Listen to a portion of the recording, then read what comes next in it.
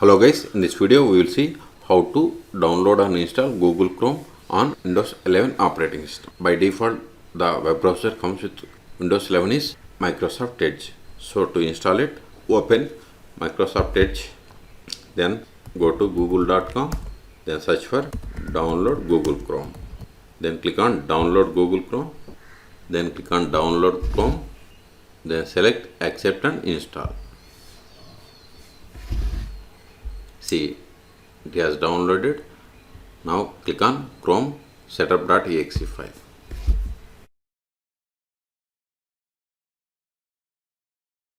It is simple and straightforward installation.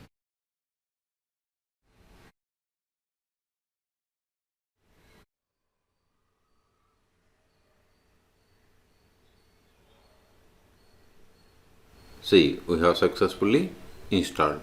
Let me maximize it. If you want to sign in to any of Google account, you have to sign. Otherwise, don't sign in. Now it is asking, do you want to set this as default browser? At present, I don't want, so click on skip. See, this is the Google Chrome application, a browser. Okay. So in this video, we have seen how to install Google Chrome on Windows 11 operating system. For more videos, please subscribe my channel. Thank you.